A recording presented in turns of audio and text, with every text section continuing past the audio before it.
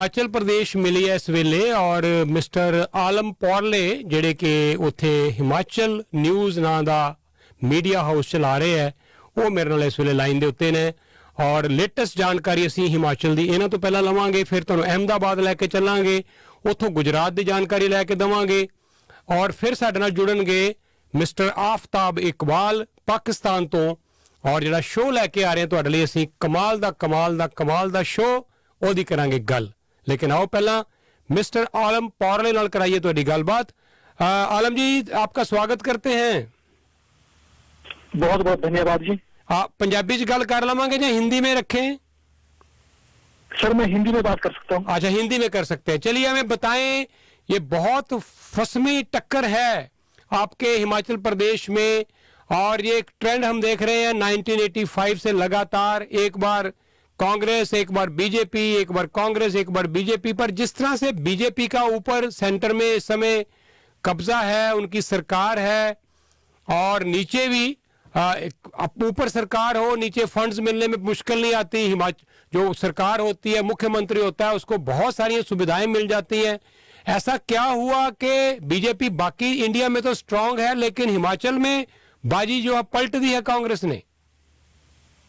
जी मैं इसके बारे में बताना चाहूंगा। जो हिमाचल में जो अभी जो चुनाव हुए हैं, यहाँ एक तो रिवाज ऐसा है कि 5 साल बाद सरकार बदलनी होती है, चाहे इसका जो केंद्र सरकार से कोई भी ज्यादा फर्क नहीं रहता कि केंद्र का कोई प्रभाव नहीं रहता है।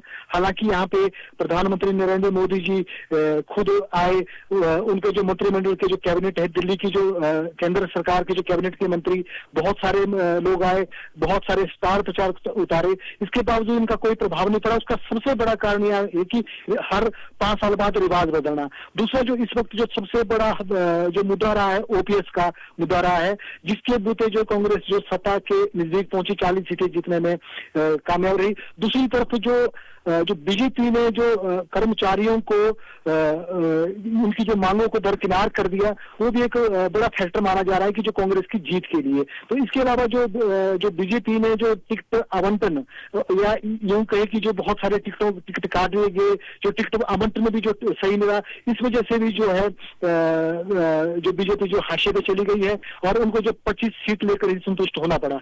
जी हमें ये बताएं आलम जी के ये जो आम आदमी पार्टी के कन्वीनर हैं, दिल्ली के मुख्यमंत्री हैं अरविंद केजरीवाल, ये पहले तो बड़े एक्टिव नजर आ रहे थे हिमाचल प्रदेश में। बार बार हमारे पंजाब के मुख्यमंत्री भगवंत मान, ये सब लोग हिमाचल में जा रहे थे। ऐसा क्या हुआ कि अचानक इन्होंने हिमाचल को छोड़ ही दिया और एक भी सीट नहीं मिली, जबकि गुजरात में सारा जोर लगा दिया?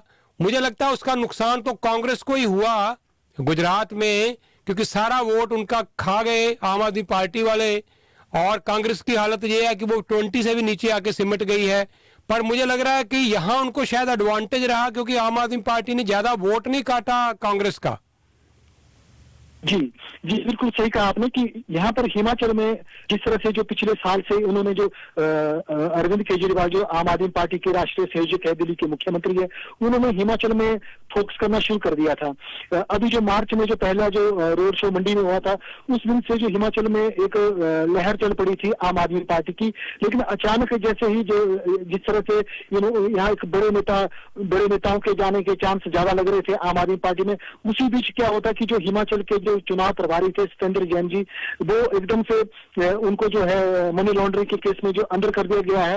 उसके बाद जो यहाँ पे हिमाचल में किसी भी आम आदमी पार्टी के किसी भी नेता ने ध्यान नहीं दिया और उसका सबसे बड़ा यही रीजन रहा कि जो यहाँ धीरे धीरे जो आम आदमी पार्टी में जो बड़े लोग गए थे, बड़े नेता गए थे, वो धीरे धीरे जो है दूसरी पार्टियों में चलते गए और जो इनका जो संगठन जो है बिखरता चला गया और इनके पास जो है गिने चुने लोग जो ऐसे लोग रहे जिनका अपना जनाधार नहीं था या जो टिकट की तलाश में जो सेकंड लीडरशिप के लोग थे वो ही रह गए थे। जो बड़े लीडरशिप जो है वो इनसे छिटक गई थी, वो पहले के। और इसका सबसे बड़ा रीजन यही माना जा रहा था कि जैसे ही सत्येंद्र जैन अंदर हुए तो उसके बाद जो हिमाचल में इनका जो किसी भी नेता का ध्यान नहीं। हालांकि इन्होंने 10 गारंटियां दी, बड़ी बड़ी गारंटियां दी इन्होंने हिमाचल आके, मनीष सिसोदिया जी ने, भगवंत मान जी ने, वो लगातार आते रहे हिमाचल पर, उसका कोई भी प्रभाव नहीं पड़ पाया क्योंकि ग्राउंड लेवल पे जो काम सत्येंद्र जैन संभाल रहे थे वो दूसरा कोई भी नहीं संभाल पाया, और यही वजह है कि आम आदमी पार्टी आज जो हर सीट पे जमानत जब्त हो गई है, कोई भी सीट नहीं आ पाई है। जी अच्छा, दो बातें आपसे और करेंगे, फिर इजाजत चाहेंगे आपसे। पहले तो ये बताएं कि ये जो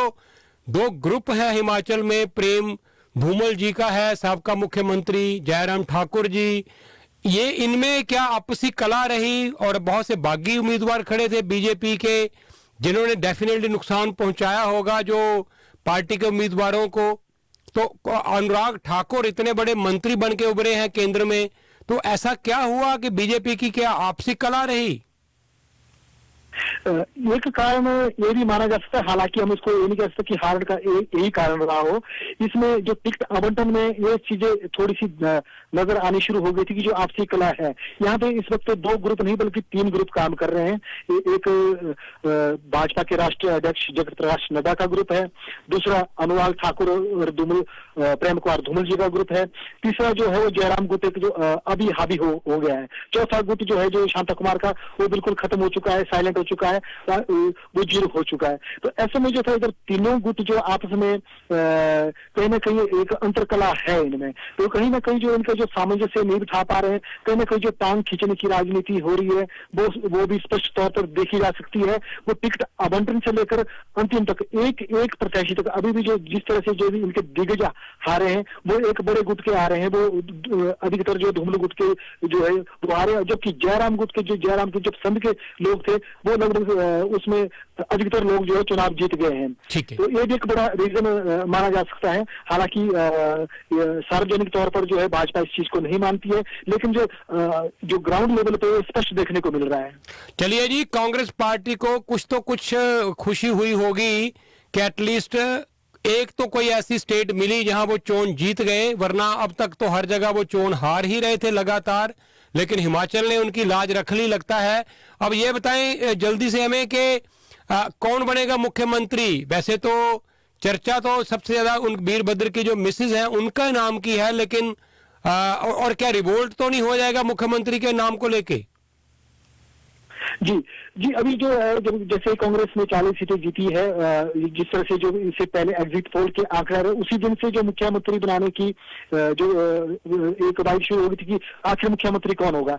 यहाँ पर एक थोड़ा सा बताना चाहूंगा, जो मुख्यमंत्री के दावेदार थे, दावेदारों में थे कौल सिंह ठाकुर, आशा कुमारी, रामलाल ठाकुर, वो तीनों चुनाव हार गए हैं। और इसके अलावा जो अगले दावेदार थे उसमें सुखविंदर सुक्खू, प्रतिभा सिंह, सुधीर शर्मा और इनका नाम भी, और मुकेश अग्निहोत्री जो नेता प्रतिपक्ष भी अभी, इनका नाम भी तेजी से उभरा था। और इस वक्त जो सबसे ऊपर जो दो नाम है वो है प्रतिभा सिंह और सुखविंदर सिंह सुक्खू का। लेकिन उसमें हाईकमान ने कुछ दिन पहले ये बयान जारी किया था दिल्ली से, जो कांग्रेस हाईकमान की तरफ से, कि हिमाचल का जो सीएम बनेगा वो सिटिंग एमएलए ही बनेगा। तो ऐसे में थोड़ा सा ये लग रहा था कि शायद प्रतिभा सिंह की दावेदारी कम हो, लेकिन इतना तय है कि जिस तरह से जो यहाँ जैसे भाजपा दो गुटों में बनती है, इस तरह से हिमाचल में भी जो कांग्रेस भी दो गुटों में बनती है।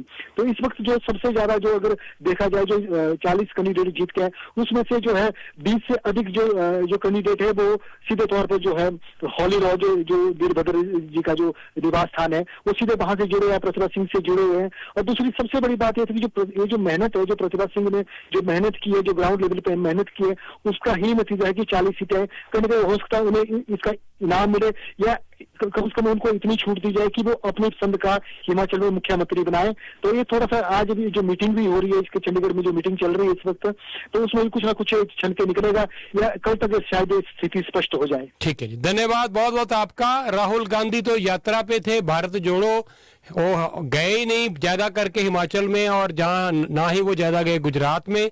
तो प्रतिभा सिंह या कांग्रेस के जो लोकल आपके लीडर हैं, जो उनको क्रेडिट जाता है कि उन्होंने कांग्रेस की लाज बचाई है, कांग्रेस के जो गढ़ को बचा के रखा है। लेकिन अब कांग्रेस के लिए मुश्किल होगा ये भी फैसला करना हाईकमान के लिए कि मुख्यमंत्री कौन बने, और जो मुख्यमंत्री बने वो सारे एमएलए को जोड़ के साथ रखे, सरकार चला पाए अगले 5 साल के लिए। तो आपसे हम जुड़ते रहेंगे, फिर जल्दी बात करेंगे। धन्यवाद आपका बहुत बहुत।